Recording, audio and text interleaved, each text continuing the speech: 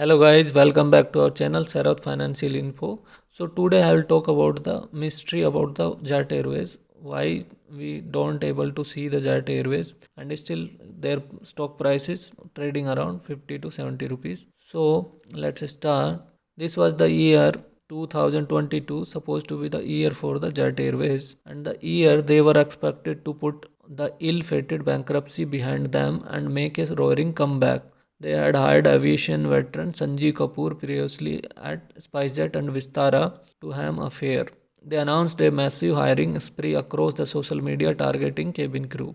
They showed glimpses of their test flights and they said ticket sales and would commerce in October. They are going to start running flights in the November, but what do we have instead? Zero. Okay, that's not entirely true. Actually, there is a lot of bad news chasing the airline that was once India's undisputed leader of the skies. For instance, there is a latest order from the National Company Law Appellate Tribunal (NCLAT).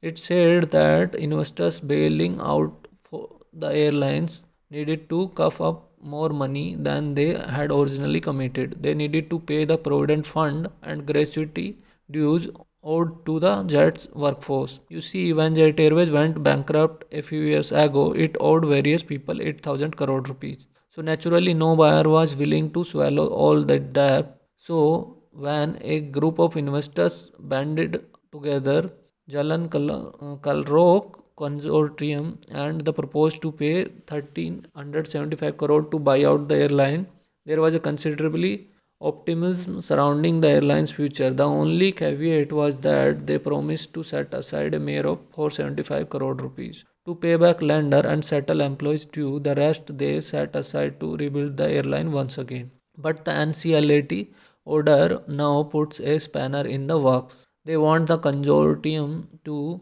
deal with the PF and gratuity. This wasn't part of the original plan, and meaning the investors now have to pony up a few hundred crores on top of what they originally promised. But will the JK consortium concede to this demand easily? Well, it doesn't seem like they will.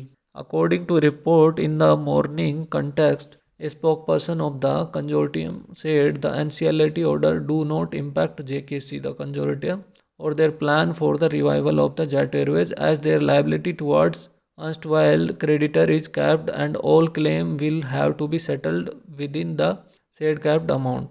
What they are saying that any dues will only be made out of the 475 crore we agreed on. Nothing more will come from our pockets. But it's an order by NCLAT after all. What can a consortium really do?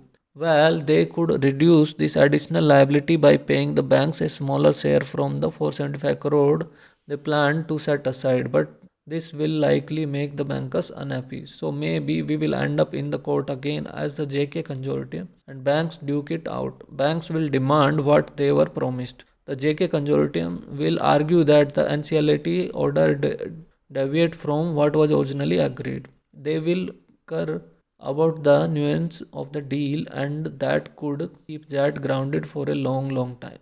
There is also other bad news. See, one of the entities bailing out Jet Airways is UK based Calro Capital, and one of the founder of the P fund is a man named Florian Frittis. Now the problem here is that Frittis is under the scanner in the Europe. Authorities are alleging that he is involved in the money laundering and they have been even seized there some of his assets. So the big question is, will the Indian bankruptcy court put a stop to the buyout considering there is such a massive allegation against one of interested parties? Well, we don't know. One argument is that this may not have a massive impact on the outcome because he isn't directly tied to the deal. Sure, buyers must pass a sort of fit and proper criteria.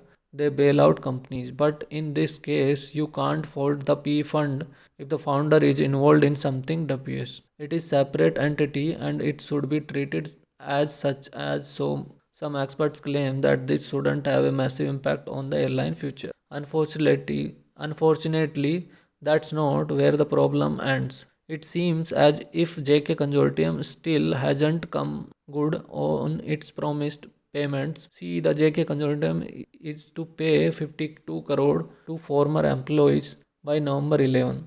By so far, we are not entirely sure if they have come good on that payment. They are also exceeded to pay some 185 crore to lender by November 16. And while the deadline isn't upon us yet, lenders are wary. So they ensure if they will get paid the full. And the consortium can only take full ownership after they make a payment. Until they can't lease a new fleet of aircraft, and if they can't lease a new fleet, they can't fly. So the question is, why on earth did Jet Airways tell us it will be back in the November if it isn't biding its time to clear all dues? And now are they going to fly if they don't even have the important slots? Think of slots as a permission extended to the likes of Jet so that they can land and take off at a particular time. And Jet Airways had some great slots, 750 of these. But when it went bankrupt, it went to the competitor. So now they must settle all dues before taking full ownership, get the fleet ready, snag the important slot, and hopefully take to the skies by the end of this month. That's a tall order, anyone. And to make matter worse, the company is already starting a worse losses of nearly 700 crore in just first 6 months of their financial year, April September 2022. Will the jet take to skies soon? We don't know, but we really hope it does. Thank you for watching it. Please like, share, and subscribe, and share this story with your friends.